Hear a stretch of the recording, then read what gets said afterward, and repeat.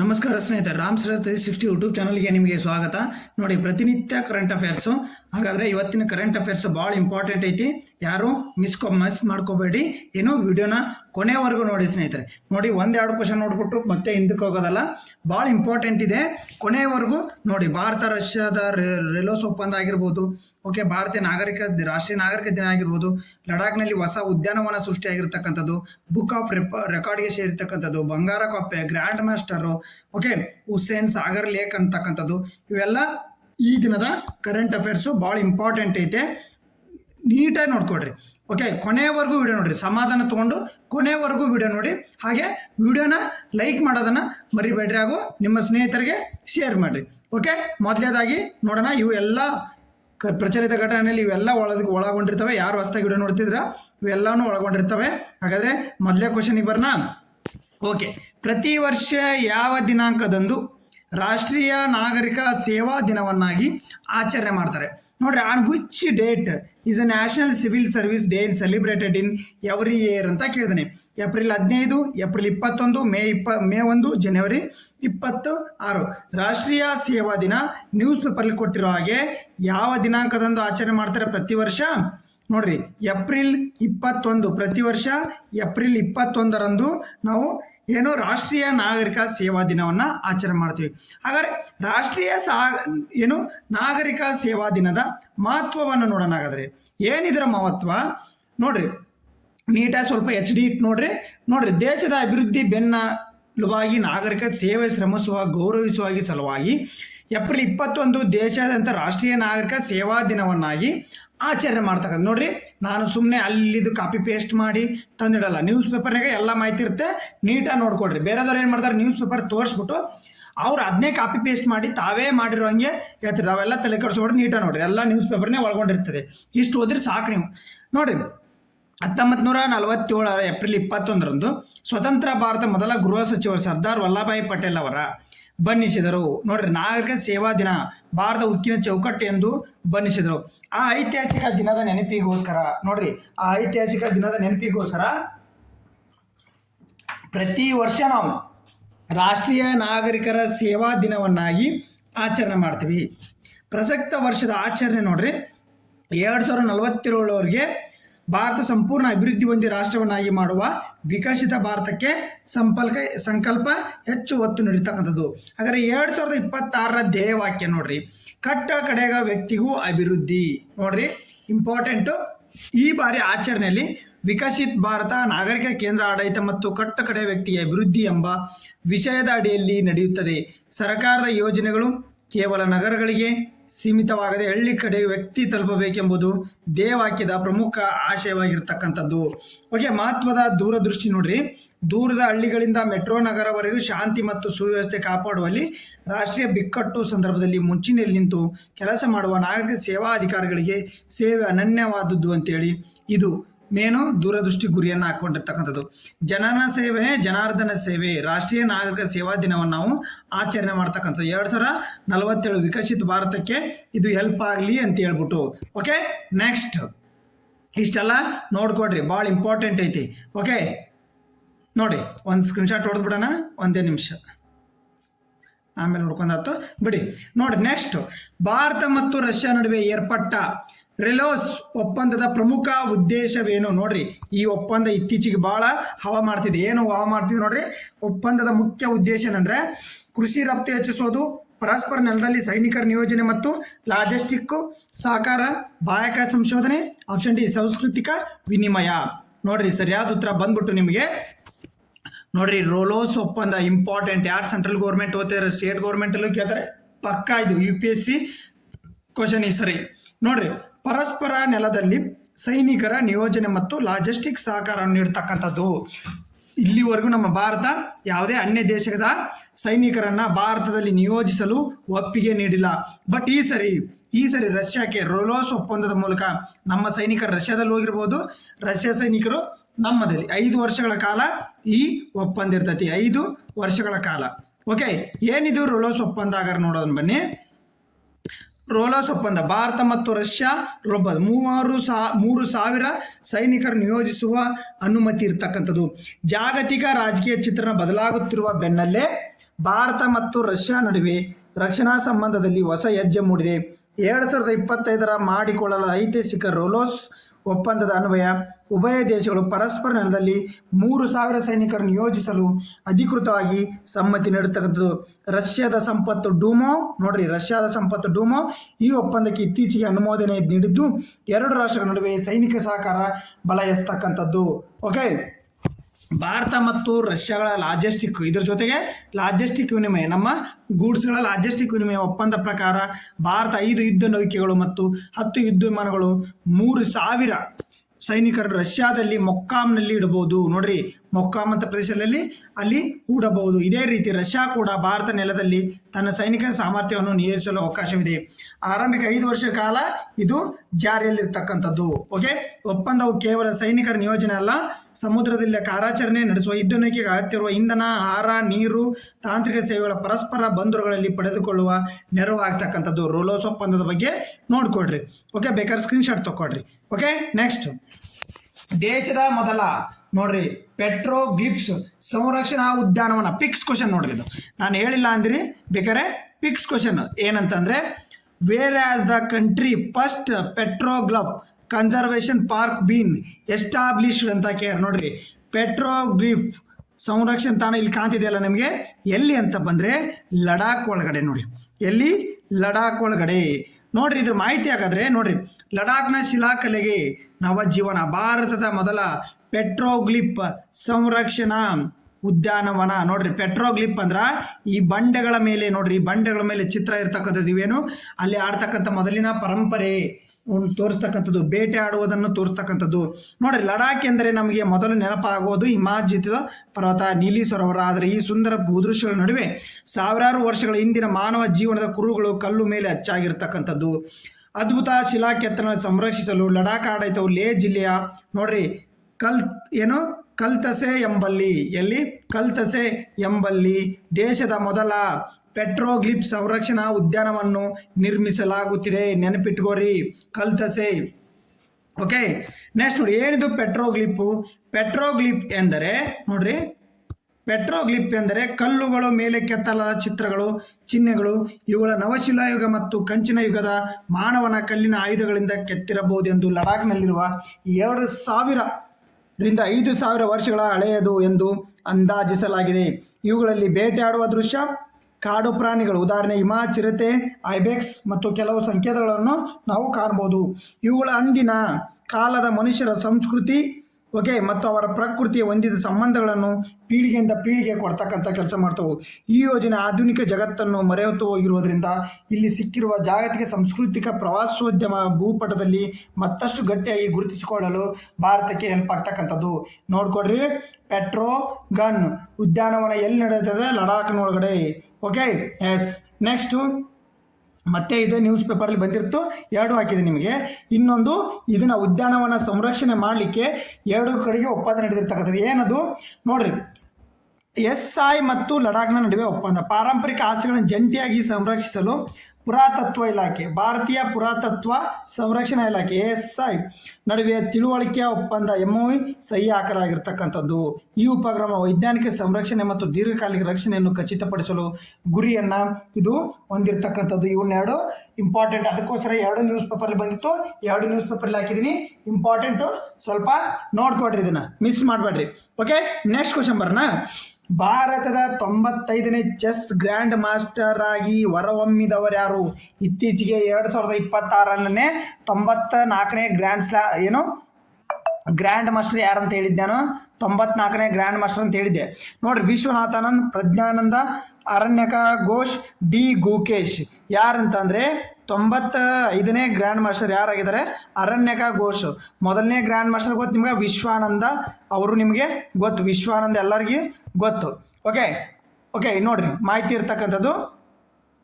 ನವದೆಹಲಿ, Kolkata ಅರಣ್ಯಕ Ghosh Bharat 95ನೇ chess master ಎನಿಸಿಕೊಂಡರು. ಬ್ಯಾಂಕಾಕ್ನಲ್ಲಿ ನಡೆದ 23ನೇ BCC open ಟೂರ್ನಿಯ 9ನೇ ಸುತ್ತಿನ ಅಜೇಯ 7 ಅಂಕ ಗಳಿಕೆ 22 ವರ್ಷದ ಅರಣ್ಯಕ 2584 ರೇಟಿಂಗ್ ಪಡೆದು ಚೆಸ್ ಗ್ರ್ಯಾಂಡ್ ಸ್ಲಾಮರ್ ಅರ್ಹತೆ ಪಡೆದಿರ್ತಕ್ಕಂಥದ್ದು. ಹಾಗಾದರೆ 94ನೇ ಗ್ರ್ಯಾಂಡ್ ಸ್ಲಾಮ್ ಗ್ರ್ಯಾಂಡ್ ಮಾಸ್ಟರ್ ಯಾರಂತಂದರೆ ಮಯಾಂಕ್ ಮಯಾಂಕ್ ಚಕ್ರಬೋರ್ಟಿ. ನಾನು ಈಗ 2000 ಜನವರಿಯಲ್ಲಿ ಹೇಳಿದ್ದೆ. ಚಕ್ರಬೋರ್ಟಿ ಇವರು 94ನೇ ಗ್ರ್ಯಾಂಡ್ ಸ್ಲಾಮ್. ಓಕೆ, ನೆನಪಿರಲಿ. ಪೀಡೆ ಇದ್ರ ಬಗ್ಗೆ ಇತ್ತೀಚೆಗೆ ಹೇಳಿದ್ದೀನಿ, ನೆನಪಿರಲಿ. ಪೀಡೆ ಅದನ್ನು ನೋಡ್ಕೊಳ್ಳಿ, ಅದು ಚೆಸ್ಗೆ ಸಂಬಂಧಪಟ್ಟಿರ್ತಕ್ಕಂಥ ಕ್ರೀಡೆ. ನೋಡ್ರಿ, golden frog important. Golden frog ಬಂಗಾರದ ಕಪ್ಪೆ ಯಾವ ದೇಶದ ರಾಷ್ಟ್ರೀಯ ಚಿಹ್ನೆ ಆಗಿದೆ? ನೋಡ್ರಿ, ನ್ಯೂಸ್ ಪೇಪರಲ್ಲಿ ಬಂದಿರತಕ್ಕಂಥದ್ದು. Golden frog, the golden frog is the national symbol of which country ಅಂತ ಕೇಳಿದ್ದಾರೆ. ಎಲ್ಲಿ? ಬ್ರೆಜಿಲ್, ಪನಾಮಾ, ಭಾರತ, ಶ್ರೀಲಂಕಾ. ಯಾವುದು? ಪನಾಮ. ನೋಡಿ ಸ್ಪೀಡ್ ಹೇಳ್ತಿರ್ತೀನಿ. ನೀಟಾಗಿ ಕರೆಂಟ್ ಅಫೇರ್ಸ್ ಏನು ಬೇಕು ಅದನ್ನ ಅಷ್ಟು ನೋಡ್ಕೊಂಬಿಡ್ರಿ. ಪಾಲ್ತು ಹೇಳೋದ್ರಿಂದ ಏನು ಬರಂಗಿಲ್ಲ ನಿಮಗೆ. ಅರ್ಥ ಆಯ್ತಾ? ನಮ್ಮ ಎಕ್ಸಾಮು ಕ್ಲಿಯರ್ ಆಗ್ಬೇಕಷ್ಟೇ. ಮ್ಯಾಟ್ರು ಕ್ವಶನ್ನು ಎಕ್ಸಾಮು ಕ್ಲಿಯರ್ ಆಗ್ಬೇಕಷ್ಟೇ. ಅದನ್ನು ಬಿಟ್ಬಿಟ್ಟು ಏನೇನೋ ಹೇಳ್ಕೊತ ಕೂತ್ರೆ ನೀವು ಟೈಮ್ ವೇಸ್ಟ್ ಮಾಡಬೇಡ್ರಿ. ಬಿಟ್ಟು ಬೇರೆ ಸಬ್ಜೆಕ್ಟ್ನ ಓದೋಕ್ಕೆ ಟ್ರೈ ಮಾಡಿ. ಓಕೆ, ಏನಿದು? ಪನಾಮ. ನೋಡ್ರಿ, ಬಂಗಾರದ ಕಪ್ಪೆ. ನಾವೆಲ್ಲ ಇಲ್ಲಿ ಅಕ್ಷಯ ತೃತೀಯ ಚಿನ್ನ ಖರೀದಿಸುತ್ತಿರುವಾಗ ಅತ್ತ ಪನಾಮ ದೇಶದಲ್ಲಿ ಬಂಗಾರ ಕಪ್ಪೆ ಒಂದು ಕೂಗುತ್ತಿದೆ. ಗೋಲ್ಡನ್ ಫ್ರಾಗ್ ಎನ್ನುವುದು ಕಪ್ಪೆಯ ಪನಾಮದ ರಾಷ್ಟ್ರೀಯ ಚಿಹ್ನೆಯಾಗಿ ತನ್ನ ಮೈಮೇಲೆ ಹೊಳೆಯುವ ಗಾಢ ಬಂಗಾರದ ಬಣ್ಣವನ್ನು ಹೊಂದಿರುತ್ತದೆ. ಈ ಪುಟ್ಟ ಕಪ್ಪೆ ಆಕರ್ಷವಾದಿದ್ದು ಅತ್ಯಂತ ವಿಷಯಕಾರಿ. ಇದರ ಚರ್ಮದಲ್ಲಿ ಬಟ್ರಾ ಚೋಟಾಕ್ಸಿನ್ ಎಂಬ ಪ್ರಬಲ ವಿಷಯವಿರ್ತಕ್ಕಂಥದ್ದು. ಇವು ಜೀವಿಗೆ ಮುಟ್ಟಿದಾಗ ಪ್ರಾಣಹಾನಿ ಕಟ್ಟಿಟ್ಟ ಬುತ್ತಿ. ನೋಡಿ, ನಾವು ಇದನ್ನ ಏನಾರು ಮುಟ್ಟಿದ್ವಿ ಅಂದರೆ ಅದು ಟಾಕ್ಸಿಕನ್ನು ರಿಲೀಸ್ ಮಾಡ್ತಕ್ಕಂಥದ್ದು, ವಿಷನ ರಿಲೀಸ್ ಮಾಡಿ ನಾವು ಸಾಯ್ತಕ್ಕಂಥದ್ದು. 2009ರಲ್ಲಿ ಈ ಗೋಲ್ಡನ್ ಕಪ್ಪೆಯನ್ನು ಕಾಡಿನಿಂದ ಅಳಿದವು. ಈ ವಿಷಕಾರಿ ಕಪ್ಪೆಯ ಸಂತತಿಯನ್ನೇ ಅಳಿಸಿ ಹಾಕಿದ್ದು. ನೋಡ್ರಿ, ಚಿಟ್ರಿಟಿಯೋ ಮೈಕೋಸಿಸ್ ಎಂಬ ಪುಟ್ಟ ಶಿಲೀಂಧ್ರ. ಆದರೆ ಗೋಲ್ಡನ್ ಕಪ್ಪೆ ಎಷ್ಟೆಂದರೂ ರಾಷ್ಟ್ರೀಯ ಚಿಹ್ನೆ ಅಲ್ಲವೇ? ಪನಾಮಾದ ಜೀವ ವೈವಿಧ್ಯಗಳು ನಿರಂತರ ಶ್ರಮಿಸಿ ಪ್ರಯೋಗಗಳಲ್ಲಿ ಕೃತಕವಾಗಿ ಈ ಕಪ್ಪೆಗಳಿಗೆ ಮರುಜನ್ಮ ನೀಡುವಲ್ಲಿ ಯಶಸ್ವಿ ಆದ. ನೋಡಿ, ಎದಕ್ಕೆ ಇವು ನ್ಯೂಸಲ್ಲಿ ಐತೆ ಅಂದರೆ ಇದಕ್ಕೆ ವಾಪಸ್ಸು ಕಪ್ಪೆಗಳು ಹೋಗಿದ್ವು, ಗೋಲ್ಡನ್ ಕಪ್ಪೆ. ಬಟ್ ಅದನ್ನ ಏನು ಮಾಡಿದ್ರು? ಮರುಜನ್ಮ ಮಾಡಿರ್ತಕ್ಕಂಥ ಕಪ್ಪೆಯಲ್ಲಿ ನಿರಂತರವಾಗಿ ಏನಂತಂದರೆ ಶಿಲೀಂಧ್ರಗಳಿಂದ. ಯಾವ ಶಿಲೀಂಧ್ರ? ಚಿಟ್ರಿಟೋ ಮೈಕೋಸಿಸ್ ಎಂಬ ಪುಟ್ಟ ಶಿಲೀಂಧ್ರಗಳನ್ನು ಆಧರಿಸಿ ಒಳ್ಳೆ ಪ್ರಯೋಗಾಲಯದಲ್ಲಿ ಏನು ಮಾಡಿದರೆ ಆ ಕಪ್ಪೆಯನ್ನು ಬಳಸಿದ್ದಾರೆ. ಈಗ ಇವು ಮತ್ತೆ ತಮ್ಮ ಮೂಲ ಆವಾಸಸ್ಥಾನದ ಕಾಡುಗಳಿಗೆ ಬಿಡಲಾಗಿದೆ. ದೇವರಲ್ಲಿ ಇಷ್ಟೇ ಪ್ರಾರ್ಥನೆ, ಕಪ್ಪೆ ಬಂದಿರೋ ಸುದ್ದಿ ಹಳೆ ಶತ್ರು ಶಿಲೀಂಧ್ರ ನನಗೆ ಗೊತ್ತಾಗದಿದ್ದರೆ ಸಾಕು. ಈ ಶಿಲೀಂಧ್ರಗಳಿಂದ ಇವು ನಾಶ ಹೊಂದಿದ್ದವು, ಚಿಟ್ರಿಟೋ ಮೈಕೋಸಿಸ್ ಎಂಬ ಶಿಲೀಂಧ್ರದಿಂದ. ಓಕೆ, ನೆಕ್ಸ್ಟ್ ನೋಡ್ರಿ, ಇದು ಇಂಪಾರ್ಟೆಂಟು. ಇತ್ತೀಚೆಗೆ 2050 ಸಾಧನೆಗಳ ಮಾಹಿತಿ ಸಂಗ್ರಹಕ್ಕಾಗಿ ಇಂಡಿಯಾ ಬುಕ್ ಆಫ್ ರೆಕಾರ್ಡ್ ಸೇರಿದ ಯುವ ವಿಜ್ಞಾನಿ ಯಾರು ಅಂತ ಕೇಳಿದ್ದಾರೆ. ನೋಡ್ರಿ, who is the Young scientist recently entered into the Indian book record for the collecting the information of 2050 achievements. ನೋಡ್ರಿ, ಎಂಥ ಸಾಧನೆ. ನಾವು 1-2 ಸಂಗ್ರಹ ಮಾಡೋಕ್ಕೆ ಒದ್ದಾಡ್ತೀವಿ. ನೋಡ್ರಿ, ಯಾರಂತಂದರೆ AS ದೀಪಕ್ ಅವರು. AS ದೀಪಕ್. ಏನಿದು ಮಾಹಿತಿ ನೀಟಾಗಿ ನೋಡ್ಕೊಡ್ರಿ. ಓಕೆ, ದೇಶದ ಪ್ರತಿಷ್ಠಿತ ರಕ್ಷಣಾ ಬಾಹ್ಯಾಕಾಶ ಸಂಸ್ಥೆಗಳಾದ ರಕ್ಷಣಾ ಸಂಸ್ಥೆ ಅಭಿವೃದ್ಧಿ ಸಂಸ್ಥೆ DRDO ಹಾಗೂ ಭಾರತೀಯ ಬಾಹ್ಯಾಕಾಶ ಸಂಸ್ಥೆ ಇಸ್ರೋ ಸಾಧನೆ ಮೈಲುಗಳಲ್ಲಿ ಅದರ ಬಗ್ಗೆ ಕುರಿತಾದ ಇಂಡಿಯಾ ಬುಕ್ ಆಫ್ ರೆಕಾರ್ಡ್ ಅಂತ ಇದು ನೋಡ್ರಿ. ಇವಾಗ 2050 ಸಂಗತಿಗಳ ದಾಖಲೆ ಸಂಕಲನ ರೂಪಿಸಿದಕ್ಕಾಗಿ ಅದರ ಬಗ್ಗೆ 2050 ಸಂಗತಿಗಳನ್ನು ಸಂಗ್ರಹ ಮಾಡಿದ್ದಾರೆ. ಸಂಗ್ರಹ ಮಾಡಿ ಒಂದು ಇಂಡಿಯಾ ಬುಕ್ ಆಫ್ ರೆಕಾರ್ಡ್ ಅವರಿಗೆ ಪ್ರಶಸ್ತಿಯನ್ನು ಕೊಟ್ಟಿರ್ತಕ್ಕಂಥದ್ದು. AS ದೀಪಕ್ ಎಂದು ಇಂಡಿಯಾ ಬುಕ್ ಆಫ್ ರೆಕಾರ್ಡ್ನಲ್ಲಿ ದಾಖಲಿಸಿದ. DRDO ಇಸ್ರೋದ ಸ್ಥಾಪನೆ ದಿನದಂದು ಇಲ್ಲಿವರೆಗೆ ಪ್ರಮುಖ ಸಾಧನೆ ಪುರುಷ ಮಹಿಳಾ ವಿಜ್ಞಾನಿ ಕೊಡುವ ಸಂಶೋಧನೆ, ತಂತ್ರಜ್ಞಾನ, ಕಾರ್ಯತಂತ್ರ, ಬಾಹ್ಯಾಕಾಶ ವಿಜ್ಞಾನ, ಖಗೋಳ ಕುರಿತು ಸಮಗ್ರ ಮಾಹಿತಿ ಸಂಗ್ರಹಿಸಿದ್ದಾರೆ. ವ್ಯಕ್ತಿಯೊಬ್ಬರು ಸಂಗ್ರಹಿಸಿದ ಇಸ್ರೋ DRDO ಸಂಬಂಧಿಸಿದ ಗರಿಷ್ಠ ಮಾಹಿತಿ ಪಟ್ಟಿ ಸಾಧನೆಗೆ ಇಂಡಿಯಾ ಬುಕ್ ರೆಕಾರ್ಡ್ ಇವರಿಗೆ ಪ್ರಶಸ್ತಿಯನ್ನು ಕೊಟ್ಟಿರ್ತಕ್ಕಂಥದ್ದು. ಎಲ್ಲ DRDO ಮತ್ತು ಇಸ್ರೋ ಬಗ್ಗೆ ಸಂಗತಿಗಳನ್ನು, ಭಾಳ ಸಂಗತಿ 2050 ಸಂಗತಿಗಳನ್ನು ಕಲೆಕ್ಟ್ ಮಾಡಿರ್ತಕ್ಕಂಥದ್ದು. ಓಕೆ, ನೆಕ್ಸ್ಟ್ ನೋಡ್ರಿ, 2025-26ನೇ ಸಾಲ ಬಸವ ರಾಷ್ಟ್ರೀಯ ಪುರಸ್ಕಾರಕ್ಕೆ ಬಾಜಿನವರಾದವರು ಇದನ್ನ ಪಕ್ಕಾ ಕ್ವಶನ್ ಕೇಳ್ತಿರ್ತಾರೆ. ನೋಡ್ರಿ, ಬಸವ ರಾಷ್ಟ್ರೀಯ ಪುರಸ್ಕಾರ ಕ್ವಶನ್ ಭಾಳ ಸರಿ ಕೇಳಿದ್ದಾರೆ. ಅದಕ್ಕೋಸ್ಕರ ನೀವು ಇಂಪಾರ್ಟೆಂಟು ನೀಟಾಗಿ ನೋಡ್ಕೊಡ್ರಿ. ಮುಖ್ಯಮಂತ್ರಿ ಸಿದ್ದರಾಮಯ್ಯ, ಚನ್ನವೀರ ಕಣಿವಿ, ಡಾಕ್ಟರ್ BR ಅಂಬೇಡ್ಕರ್ ಬಿದರ್ನ ಅನುಭವ ಮಂಟಪದ ಸನ್ಮಾನಿತರು. ನೋಡ್ರಿ, ಸರಿಯಾದ ಉತ್ತರ ಬಿದರ್ನ ಅನುಭವ ಮಂಟಪದ ಸನ್ಮಾನಿತರು ಅಂತ ಕರಿತೀವಿ ನಾವು. ನೋಡ್ರಿ, ಅವ್ರನ್ನ ಏನಂತ ಕರಿತೀವಿ ನಾವು? ಬೀದರ್ನ ಅನುಭವ ಮಂಟಪದ ಪುನರ್ಸ್ಥಾಪಕ ವರ್ಷದಂತ CM ಅವರು ಬೆಳ್ದಾಳ್ಗೆ ಬಸವ ರಾಷ್ಟ್ರೀಯ ಪ್ರಶಸ್ತಿಯನ್ನು ನೀಡಿ ಗೌರವ ಮಾಡಿರ್ತಕ್ಕಂಥದ್ದು. ಅದು ನೋಡ್ರಿ, ಇದು ಇಂಪಾರ್ಟೆಂಟು, ನೀವೆಲ್ಲಿ ಮರಿಬಾಡ್ರಿ. ರಾಜ್ಯ ಮಟ್ಟದ ಬಸವ ಜಯಂತಿ ಕಾರ್ಯಕ್ರಮದಲ್ಲಿ ಮುಖ್ಯಮಂತ್ರಿ ಸಿದ್ದರಾಮಯ್ಯ ಅವರು ಬೀದರ್ ಜಿಲ್ಲೆಯ ಬಸವ ತತ್ವ ಪ್ರಚಾರಕ ಡಾಕ್ಟರ್ ಸಿದ್ದರಾಮ ಬೆಳ್ದಾಳ ಶರಣರಿಗೆ ನೋಡ್ರಿ ಡಾಕ್ಟರ್ ಸಿದ್ದರಾಮ್ ಬೆಳ್ದಾಳ್ ಶರಣರಿಗೆ 2025-26ನೇ ಸಾಲಿನ ಬಸವ ರಾಷ್ಟ್ರೀಯ ಪುರಸ್ಕಾರ ನೀಡಿ ಗೌರವಿಸಲಾಯಿತು. ಅದನ್ನೇ ನೋಡ್ರಿ ಇಲ್ಲಿ ಏನು ಹೆಸರು ಕೊಟ್ಟಿದ್ದಾರೆ, ಬೀದರ್ ಅನುಭವ ಮಟ್ಟದ ಸನ್ಮಾನಿತರ ಅಂತ ಕೊಟ್ಟರ. ಬಟ್ ಸನ್ಮಾನಿತರು ಹೌದು, ಈ ಥರ ನೀವು ಕ್ವಶನ್ ಬಂದರೆ ಹಿಂಗೂ ಹಾಕ್ಬೇಕು. ಅವ್ರು ಯಾರ ಹೆಸರು ಕೇಳಿದ್ರಿ, ಸಿದ್ದರಾಮ್ ಬೆಳ್ದಾಳ್ ಶರಣರಿಗೆ 2025-26ನೇ ಸಾಲಿನ ರಾಷ್ಟ್ರೀಯ ಪುರಸ್ಕಾರ, ಬಸವ ರಾಷ್ಟ್ರೀಯ ಪುರಸ್ಕಾರ.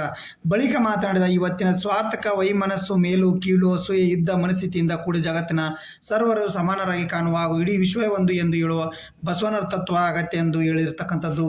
ಓಕೆ, ಏನಿದಕ್ಕೆ ಕೋಟಿ ರು ನೋಡ್ರಿ ಈ ಸ್ಥಾಪನೆ ಬೀದರ್ನಲ್ಲಿರುವ ಅನುಭವ ಪುನರ್ ಸ್ಥಾಪನೆ ಪರಿಷ್ಕೃತ ಮತ್ತು 747 ಕೋಟಿ ರು ಅನುದಾನ ರಾಜ್ಯ ಸರ್ಕಾರ ಏನು ಕೊಟ್ಟಿರ್ತಕ್ಕಂಥದ್ದು. ಸಚಿವ ಶಿವರಾಜ್ ತಂಗಡಿಗೆ ಮಾತನಾಡಿ ಪ್ರತಿ ವರ್ಷ ಒಂದೊಂದು ಜಿಲ್ಲೆಯಲ್ಲಿ ರಾಜ್ಯ ಮಟ್ಟದ ಬಸವ ಜಯಂತಿ ಕಾರ್ಯಕ್ರಮವನ್ನು ಹಮ್ಮಿಕೊಳ್ಳಲೆಂದು ಮಾತಾಡಿರ್ತಕ್ಕಂಥದ್ದು. ಓಕೆ, ಇದ್ರ ಬಗ್ಗೆ ತಿಳ್ಕೊಳ್ಳಿ. ನೆಕ್ಸ್ಟ್ ನೋಡ್ರಿ, ಈಗ GK ಟುಡೇ ಬರೋಣ. ಏನಪ್ಪ GK ಟುಡೇ ಮಾಹಿತಿ ನೋಡ್ರಿ. ಅಸ್ಟ್ರಾ ಮಾರ್ಕ್ 2 ಕ್ಷಿಪಣಿ ಯಾವ ಸಂಸ್ಥೆ, ನೋಡ್ರಿ ಅಸ್ಟ್ರಾ ಮಾರ್ಕ್ 2 ಯಾವ ಕ್ಷಿಪಣಿ ಯಾವ ಸಂಸ್ಥೆ ಅಭಿವೃದ್ಧಿಪಡಿಸಿದೆ ಅಂತ ಹೇಳಿದ್ದಾರೆ. ಅಸ್ಟ್ರಾ ಮಾರ್ಕ್ 2 ಕ್ಷಿಪಣಿ ಯಾವ ಸಂಸ್ಥೆ ಅಂದರೆ ನೋಡ್ರಿ, ಭಾರತೀಯ ಬಾಹ್ಯಾಕಾಶ ಸಂಸ್ಥೆ, ಓಕೆ, ರಕ್ಷಣಾ ಸಂಶೋಧನಾ ಸಂಸ್ಥೆ, ಅಭಿವೃದ್ಧಿ ಸಂಸ್ಥೆ, ಇಂಧುನಾಥ್ ಏರೋನಾಟಿಕಲ್ HAL ಮತ್ತು ಭಾರತ್ ಎಲೆಕ್ಟ್ರಿಕ್ ಲಿಮಿಟೆಡ್. ಇಲ್ಲಿ ಕಾಣುತ್ತೆ ನೋಡ್ರಿ, ಏರ್ ಟು ಇಯರ್ ಮಿಸೈಲ್ ಇದು. ಇಲ್ಲಿ ನೋಡ್ರಿ, ನಮ್ಮ ತೇಜಸ್ಸಿಂದನೂ ಉಡಾವಣೆ ಮಾಡಿದ್ರೆ ಇತ್ತೀಚೆಗೆ ಫಸ್ಟು ಮಿರಾಜ್ ಅಲಿವು, ಮಿರಾಜ್ ಡೆಸರ್ಟ್ ಕಂಪ್ನಿ, ಫ್ರಾನ್ಸ್ನು ಮಿರಾಜ್ ಕಂಪ್ನಿ. ಓಕೆ, ಯಾವುದು DRDO ನೋಡ್ರಿ, DRDO ರಕ್ಷಣಾ ಸಂಶೋಧನೆ ಮತ್ತು ಅಭಿವೃದ್ಧಿ ಸಂಸ್ಥೆ. ರಕ್ಷಣಾ ಸಂಶೋಧನೆ ಮತ್ತು ಅಭಿವೃದ್ಧಿ ನೋಡ್ರಿ, ಈ ಥರ ನಿಮ್ಮ ಕರೆಂಟ್ ಅಫೇರ್ಸು ನಿಜ ಹೇಳ್ತೀನಿ, ನನ್ನ ಕ್ಲಾಸ್ ಕೇಳಿ ಕಟ್ಟತ್ತು ನೀಟಾಗಿ ಈ ಥರ ಓದ್ರಿ. ಕರೆಂಟ್ ಅಫೇರ್ಸ್ ನಾನು ಯಾವ ಥರ ಹೇಳ್ತಿದ್ದೀನಿ ಅದನ್ನಾರ ಫಾಲೋ ಮಾಡ್ರಿ. ನನ್ನ ಕ್ಲಾಸ್ ಕೇಳಿ ಅಂತ ಹೇಳಿಲ್ಲ, ನೀಟಾಗಿ ಈ ಥರ ಓದ್ರಿ. ಪಾಲ್ತು ಏನೋ ಒಂದು ಮ್ಯಾಟ್ರ್ ಹಿಡ್ಕೊಂಡು ತಾಸು ಗಂಟ್ಲೆ ಹೇಳೋರು 100 ಮಂದಿ ಸಿಗ್ತಾರೆ, ಆ ಥರ ನಾನು ಹೇಳ್ತಾ ಇದ್ದೀನಿ. ಅವೆಲ್ಲ ಬರೀ ಏನೋ ಡೈಲಿ ಬರೀ ಹಾರ್ಮೋನ್ ಜಲಸಂದಿದ್ದಿತ್ತಂದರೆ ಅದು ಕರೆಂಟ್ ಅಫೇರ್ಸ್ ಆಗಲ್ಲ. ಅರ್ಥ ಮಾಡ್ಕೊಡ್ರಿ. ಒಮ್ಮೆ ಹಾರ್ಮೋನ್ ಜಲಸಂದಿದ್ದು ನೀಟಾಗಿ ಓದ್ಕೊಂಡ್ಬಿಡ್ಬೇಕು. ಓಕೆ, ಅಲ್ಲಿ ಪ್ಲೇಸ್ಗಳನ್ನು. ಓಕೆ, ಏನಿದು ನೋಡ್ರಿ, ಭಾರತ ಡಸಾಲ್ಟ್ ಮಿರಾಜ್ 2000 ಜೆಟ್ಗಳನ್ನು ಅಸ್ಟ್ರಾ ಮಾರ್ಕ್ 2 ಕ್ಷಿಪಣಿಗಳೊಂದಿಗೆ ನೋಡ್ರಿ, ಇದು ಮಿರಾಜ್ ಕಂಪ್ನಿ ಐತಲ್ಲ, ಇದೇನು ಡಸಾಲ್ಟ್ ಕಂಪ್ನಿ, ಫ್ರಾನ್ಸ್ ಮಿರಾಜ್ದ ಫ್ರಾನ್ಸ್ ಕಂಪ್ನಿ ಏವಿಯೇಷನ್ ಅದ ಒಂದು ಯುದ್ಧ ಫೈಟರ್ ಇದು. ಓಕೆ, ಸಜ್ಜು ಇದು 740 ಕಿಲೋಮೀಟರ್ವರೆಗೆ ಪ್ರತಿಬಂಧವನ್ನು ಹೆಚ್ಚಿಸುವ ವೈಮಾನಿಕ ಪ್ರಾಬಲ್ಯವನ್ನು ಹೊಂದಿರತಕ್ಕಂಥದ್ದು. ಅಸ್ಟ್ರಾ 2 ನೋಡ್ರಿ, ಅಸ್ಟ್ರಾ 2 ಒಂದು ದೃಶ್ಯ ವ್ಯಾಪ್ತಿಯ ಮೀರಿದ ಗಾಳಿಯಿಂದ ಗಾಳಿಗೆ ಹಾರುವ ಕ್ಷಿಪಣಿ ಆಗೈತಿ. ಏನಿದು ಏರ್ ಟು ಏರ್ ಮಿಸೈಲ್ ಆಗಿರ್ತಕ್ಕಂಥದ್ದು. ಇದನ್ನು ರಕ್ಷಣಾ ಸಂಶೋಧನೆ DRDO ಅಭಿವೃದ್ಧಿಪಡಿಸಿರ್ತಕ್ಕಂಥದ್ದು. ಹಿಂದೂಸ್ತಾನ್ ಏರೋನಾಟಿಕಲ್ ಲಿಮಿಟೆಡ್ ಸೇರಿದಂತೆ 50ಕ್ಕೂ ಹೆಚ್ಚು ಕೈಗಾರಿಕೆ ಇದರ ಅಭಿವೃದ್ಧಿಗೆ ಕೊಡುಗೆ ನೀಡಿರ್ತಕ್ಕಂಥದ್ದು. ಅಸ್ಟ್ರಾ ಮಾರ್ಕ್ 1 ಎಷ್ಟಿದ್ರದ್ದು ಇದು ಅಸ್ಟ್ರಾ ಮಾರ್ಕ್ 2 ಇದು. ಬಟ್ ಅಸ್ಟ್ರಾ ಮಾರ್ಕ್ 1 90ರಿಂದ 100 ಕಿಲೋಮೀಟರ್. ಈ ಭಾರತೀಯ ವಾಯುಪಡೆ IAFಗೆ ತೇಜಸ್ ಈಗ ಆಲ್ರೆಡಿ ನಾವು ಮಾಡಿದ್ದೀವಿ, ಮತ್ತು ಸುಖಾಯ್ 30 ಸುಖಾಯ್ ಅಲ್ಲಿದು ರಷ್ಯಾದ್ದು, ತೇಜಸ್ಸು ನಮ್ಮ ಭಾರತದ್ದು. ಇವು ಫೈಟರ್ ಜೆಟ್ಗಳು. ಓಕೆ, ಎಸ್ ನೋಡ್ರಿ, ಇದೇ ಈ ಥರ ಅಸ್ಟ್ರಾ ಮಾರ್ಕ್ 2 ಅಂತ ಇದೆ ನೋಡ್ರಿ, ಇದೇ ಕ್ಷಿಪಣಿ ಇಲ್ಲಿ ಏರ್ ಟು ಏರ್ ಇಲ್ಲೇ ಜೋಡಿಸ್ತಕ್ಕಂಥ ಕೆಲಸ ಮಾಡ್ತಾರೆ. India air defence get major boost 700 Astra mark 2 missile ordered ಅಂತ ಕೊಟ್ಟಿದ್ದಾರೆ. ಒನ್ ಇಂಡಿಯಾದೊಳಗಡೆ ನ್ಯೂಸಲ್ಲಿ ಬಂದಿರತಕ್ಕಂಥದ್ದು. ಓಕೆ, ನೆಕ್ಸ್ಟ್ ನೋಡ್ರಿ, ತರು ಬುಡಕಟ್ಟು ಜನಾಂಗ ಮುಖ್ಯವಾಗಿ ಯಾವ ಭಾರತೀಯ ರಾಜ್ಯಗಳಲ್ಲಿ ಕಂಡು ಬರುತ್ತೆ ನೋಡ್ರಿ. ಒಂದು ½ an hour ಡೈಲಿ ಒಂದು ½ an hour ಕೊಡ್ರಿ ಅಷ್ಟೇ. ½ an hour ನಿಮ್ಮ ಕ್ಲಾಸೇ ಮುಗಿದು ಹೋಗುತ್ತೆ. ಇಷ್ಟು ನೀಟಾಗಿ ಕ್ಲಾಸ್ ಬೇಗ ಹೇಳ್ಕೊಂತ ಹೋಗೋದು, ಪಾಲ್ತು ಏನೂ ಮಾತಾಡೋದಿಲ್ಲ, ಅವಶ್ಯಕತೆ ಇಲ್ಲ. ಜಸ್ಟ್ ಒಂದು ½ an hour ನೋಡಿದ್ರೆ ನಿಮ್ಮ ಕ್ಲಾಸ್ ಕರೆಂಟ್ ಅಫೇರ್ಸು ಮುಗಿದ್ಬಿಡ್ತು. ಯಾಕೆ ಪೇಡ್ ಕ್ಲಾಸಿಗೆ ಹೊಂಟ್ರಿ ನೀವು? ಪೇಡ್ ಕ್ಲಾಸ್ ಅವಶ್ಯಕತೆ ಏನೈತಿ? ಇಷ್ಟು ನೀಟಾಗಿ ಕರೆಂಟ್ ಅಫೇರ್ಸ್ ಸಿಗುತ್ತಲ್ಲ ನಿಮಗೆ, ಪೇಡ್ ಕ್ಲಾಸ್ ಯಾಕೆ ಹೋಗ್ತೀರಿ? ಓಕೆ, ತರು ಬುಡಕಟ್ಟು ಜನಾಂಗ ಮುಖ್ಯವಾಗಿ ಯಾವ ಭಾರತೀಯ ರಾಜ್ಯದಲ್ಲಿ ಕಂಡು ಬರುತ್ತೆ ನೋಡ್ರಿ. ನೋಡಪ್ಪ, ತರು ಬುಡಕಟ್ಟು ಜನಾಂಗ ಇತ್ತೀಚೆಗೆ ಯಾಕೆ ನ್ಯೂಸಲ್ಲಿ ಐತಿದು ಇಂಪಾರ್ಟೆಂಟು. ಎಲ್ಲಿ ಕಂಡು ಬರ್ತದೆ ಅಂದರೆ ಉತ್ತರ ಪ್ರದೇಶ್, ಉತ್ತರಾಖಂಡ್, ಬಿಹಾರ್. ಆಪ್ಷನ್ ಎ ಉತ್ತರ ಪ್ರದೇಶ, ಉತ್ತರಾಖಂಡ, ಬಿಹಾರದಲ್ಲಿ ಕಂಡು ಬರ್ತಕ್ಕಂಥ ಒಂದು ತರು ಬುಡಕಟ್ಟು ಜನಾಂಗ. ತರು ಬುಡಕಟ್ಟು ಜನಾಂಗ ಇತ್ತೀಚೆಗೆ ಯಾಕೆ ನ್ಯೂಸಲ್ಲಿ ಐತಿ ನೋಡ್ರಿ. ತರು ಬುಡಕಟ್ಟು ಜನಾಂಗ ಅಲಹಾಬಾದ್ ಹೈಕೋರ್ಟ್, ಲಕ್ನೋ ಪೀಠ ನೋಡ್ರಿ, ಅಕಿಂಪುರ ಕೇರಿಯಲ್ಲಿ ತರು ಬುಡಕಟ್ಟು ಜನಾಂಗ ಸಮುದಾಯದ ಅರಣ್ಯ ಹಕ್ಕುಗಳ ನಿರಾಕರಣೆಯನ್ನು ರದ್ದುಗೊಳಿಸೈತಿ. ಏನಂದರೆ ಅಲಹಾಬಾದ್ ಹೈಕೋರ್ಟ್ ಅಲ್ಲಿ ಏನೈತಿ ಸರ್ಕಾರ ಐತಲ್ಲ, ಅವ್ರನ್ನ ತರು ಬುಡಕಟ್ಟು ಜನಾಂಗದ ಈ ಪ್ರದೇಶದಲ್ಲಿ ಕಾಡಿನಲ್ಲಿ ವಾಸಿಸಕ್ಕೆ ಬಿಡ್ತಾ ಇರಲಿಲ್ಲ. ಅದಕ್ಕೆ ಅವ್ರಿಗೆ ಅರಣ್ಯ ಹಕ್ಕುಗಳ ನಿರಾಕರಣೆಯನ್ನು ರದ್ದುಗೊಳಿಸಿರ್ತಕ್ಕಂಥ, ಅಲ್ಲಿಗೆ ಅವ್ರಿಗೆ ಅರಣ್ಯದ ನೀವು ಬದುಕಬೇಡ್ರಿ ಅಂತ ಹೇಳಿದಾಗ ಅದನ್ನು ಕೋರ್ಟ್ಗೆ ಇದನ್ನು ಮಾಡಿದಾಗ ಈ ಬುಡಕಟ್ಟು ಜನಾಂಗ ಪುನರ್ವಸತಿ ನಾವು ಮಾಡಿಕೊಡ್ತೀವಿ ಅಂದಾಗ, ಆದರೆ ಕೋರ್ಟ್ ಏನಾಯ್ತು, ಅವ್ರು ಎಲ್ಲಿ ಮೂಲತಃ ವಾಸ ಇರ್ತಾರೋ ಅಲ್ಲಿಗೆ ಅವ್ರನ್ನ ಬಿಡ್ರಿ ಅಂತೇಳಿ ನಿರಾಕರಣೆ ಮಾಡಿ ಸರ್ಕಾರದ ಒಂದು ಈ PL ಅನ್ನು ನಿರಾಕರಣೆ ಮಾಡಿರ್ತಕ್ಕಂಥದ್ದು. ನೋಡ್ರಿ, ತರುಗಳು ಉತ್ತರ ಪ್ರದೇಶ್, ಉತ್ತರಾಖಂಡ್, ಬಿಹಾರ್ನ ವಾಸಿಸುವ ಇಂಡೋ ನೇಪಾಳ ಗಡಿಯಲ್ಲಿರುವ ಟೆರೈ ಬಯಲು ಪ್ರದೇಶದ ಸ್ಥಳೀಯ ಬುಡಕಟ್ಟು ಜನಾಂಗ ಇವರು. ಓಕೆ, ಅವರು ಟೆರೈನ ಅತ್ಯಂತ ಹಳೆಯ ಮತ್ತು ದೊಡ್ಡ ಜನಾಂಗೀಯ ಗುಂಪುಗಳಲ್ಲಿ ಸೇರಿದ್ದಾರೆ. 1967ರಲ್ಲಿ ಇವ್ರನ್ನ ಪರಿಶಿಷ್ಟ ಪಂಗಡವೆಂದು ಗುರುತಿಸಲಾಗಿದೆ. ಓಕೆ, ಅವರ ಭಾಷೆ ತರು ಅಥವಾ ತರುಹತಿ, ಇಂಡೋ ಯುರೋಪಿಯನ್ ಭಾಷಾ ಕುಟುಂಬದ ಇಂಡೋ ಆರ್ಯನ್ ಗುಂಪವರಿಗೆ ಸೇರಿರ್ತಕ್ಕಂಥ ವ್ಯಕ್ತಿಗಳು ಇವರು. ಇವರ ಆರ್ಥಿಕತೆ ಏನಪ್ಪ ಅಂದರೆ ಕೃಷಿ, ಜಾನುವಾರು ಸಾಗಾಣಿಕೆ, ಮೀನುಗಾರಿಕೆ, ಬೇಟೆಯಾಡೋದು, ಅರಣ್ಯ ಉತ್ಪಾದನೆ ಮೇಲೆ ಇವ್ರದ್ದು ಜೀವನ ನಡೀತಕ್ಕಂಥದ್ದು. ಓಕೆ, ನೆಕ್ಸ್ಟ್ ಇಂಪಾರ್ಟೆಂಟ್ ನೋಡ್ರಿ, ಹುಸೇನ್ ಸಾಗರ್ ಸರೋವರ ಯಾವ ನಗರದಲ್ಲಿದೆ? ಹುಸೇನ್ ಸಾಗರ್ ಲೇಕ್ ರೀಸೆಂಟ್ ನ್ಯೂಸಲ್ಲಿ ಇರ್ತಕ್ಕಂಥದ್ದು. ನೋಡ್ರಿಪ್ಪ, ಎಲ್ಲಿ ಬರ್ತೈತೆ ಇದು ಹುಸೇನ್ ಸಾಗರ್ ಲೇಕು? ಯಾಕೆ ರೀಸೆಂಟ್ ನ್ಯೂಸಲ್ಲಿ ಐತೆ ನೋಡ್ರಿ, ಯಾಕೆ ರೀಸೆಂಟ್ ನ್ಯೂಸಲ್ಲಿ ಐತಿ ಇದು ಹೇಳ್ರಿ? ಯಾಕಂದರೆ ಎಲ್ಲಿ ಅಂದರೆ ಹೈದರಾಬಾದ್ನಲ್ಲಿ ಕಂಡು ಬರ್ತಕ್ಕಂಥದ್ದು. ಎಲ್ಲಿ? ಹೈದರಾಬಾದ್ನಲ್ಲಿ. ಏನಪ್ಪ ಎದಕ್ಕೆ ನ್ಯೂಸಲ್ಲಿ ಐತಿ ನೋಡ್ಕೊಂಬಿಡ್ರಿ, ಸ್ವಲ್ಪ ನೀಟಾಗಿ ಹೇಳ್ತೀನಿ. ಹೆಚ್ಚುತ್ತಿರುವ ಬೇಸಿಗೆ ತಾಪಮಾನದಲ್ಲಿ ಭಾರಿ ಪಾಚಿ ಹೂವು ಅರಳುವುದರಿಂದ, ನೋಡ್ರಿ ಈಗ ಹೆಚ್ಚುತ್ತಿರುವ ತಾಪಮಾನದಿಂದ ಏನಾಗುತ್ತೆ, ಏನು ಹಸಿರು ಮನೆ ಪರಿಣಾಮ ಆಗುತ್ತೆ. ಹಸಿರು ಮನೆ ಪರಿಣಾಮ ಆದಾಗ ಅಲ್ಲಿ ಪಾಚಿ ಎದಕ್ಕೆ ಬೆಳಿತೈತಪ್ಪ ಅಂದರೆ ಸಮುದ್ರದಲ್ಲಿ. ಈಗ ನೋಡ್ರಿ, ಹೆಚ್ಚುತ್ತಿರುವ ತಾಪಮಾನದಿಂದ ಅಂದರೆ ಇಲ್ಲಿ ಭೂಮಿಯ ಅಂತರಾಳದಲ್ಲಿ ಏನು ಮಾಡ್ತೈತಿ, ಬಿಸಿ ಜಾಸ್ತಿ ಹಾಕೊಂತ ಹೋಗ್ತೈತಿ. ಬಿಸಿ ಜಾಸ್ತಿ ಆದಾಗ ಅಲ್ಲಿ ಕ್ರಿಮಿಕೀಟಗಳು ಬೆಳೆಯೋಕ್ಕೆ, ನೋಡ್ರಿ ತಂಪು ಇದ್ರೂ ಬೆಳೆಯಂಗಿಲ್ಲ, ಅಲ್ಲಿ ತಂಪಿದ್ರೂ ಪಾಚಿ ಬೆಳೆಯಂಗಿಲ್ಲ. ಅದಕ್ಕೆ ಬೇಕಾದಂಥ ವಾತಾವರಣ ಸಿಗುತ್ತೈತಿ. ಓಕೆ, ಒಂದಿಷ್ಟು ಆಳದೊಳಗೆ ಸಮುದ್ರದೊಳಗೆ ನೀವು ಸೂರ್ಯನ ಕಿರಣಗಳು ಬಿದ್ದಾಗ ಏನಾಗುತ್ತಾ, ಪಾಚಿಗಳು ಬೆಳೆಯೋಕ್ಕೆ ಸಹಾಯವಾಗ್ತಕ್ಕಂಥದ್ದು. ಹೌದಾ?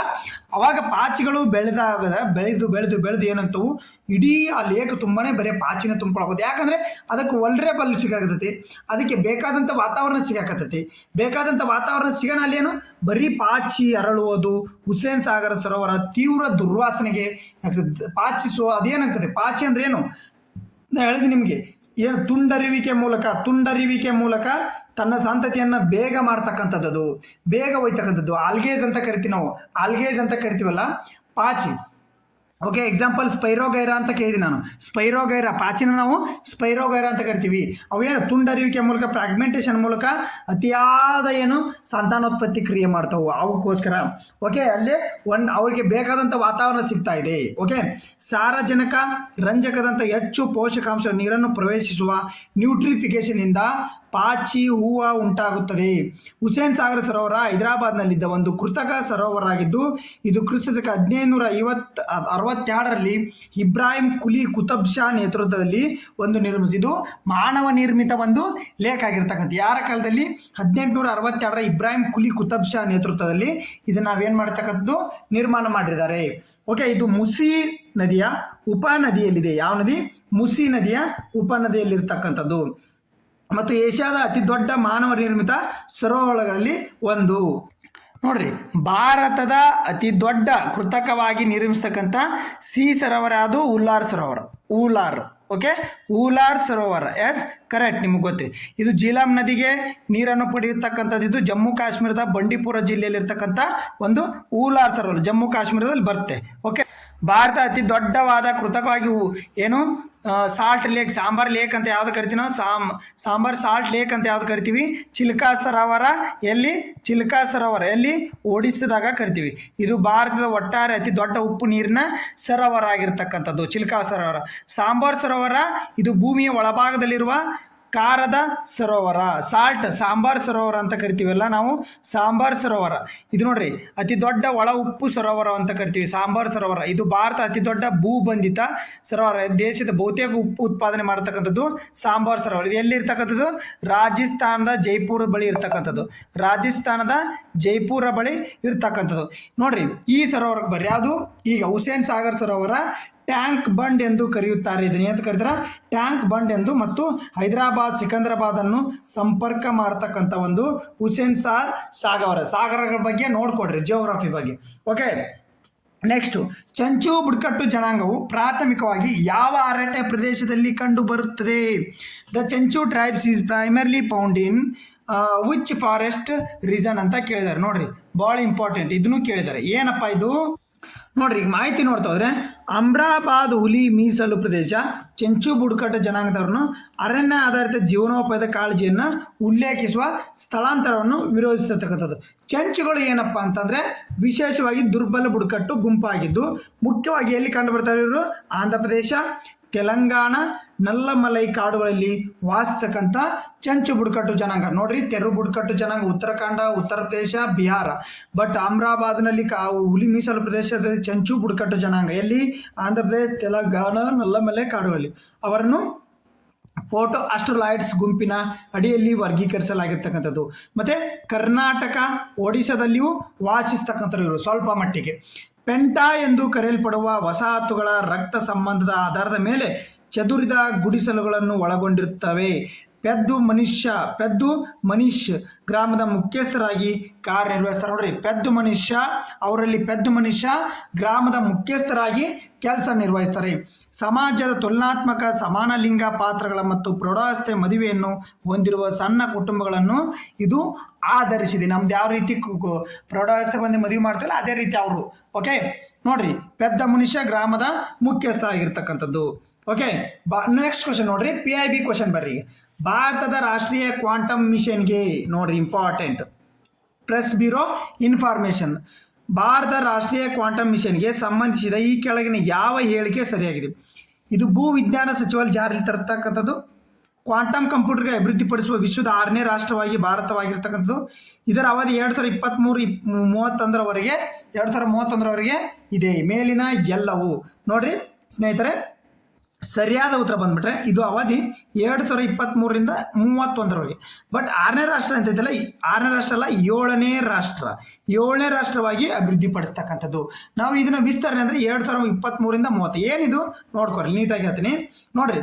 ವಿಜ್ಞಾನ ಮತ್ತು ತಂತ್ರಜ್ಞಾನ ಇಲಾಖೆಯ ಈ ಯೋಜನೆ ಮುನ್ನಡೆಸುತ್ತೆ. ಓಕೆ, ಏಪ್ರಿಲ್ 19, 2023ರಂದು ಕೇಂದ್ರ ಕ್ಯಾಬಿನೆಟ್ನಲ್ಲಿ ಇದಕ್ಕೆ ಅನುಮೋದನೆ ಪಡೆಯಲಾಗಿತ್ತು. ಯಾವುದಕ್ಕೆ? ನೋಡ್ರಿ, ರಾಷ್ಟ್ರೀಯ ಕ್ವಾಂಟಮ್ ಮಿಷನ್ಗೆ ಅನುಮೋದನೆ ಪಡೆಯಲಾಗಿತ್ತು.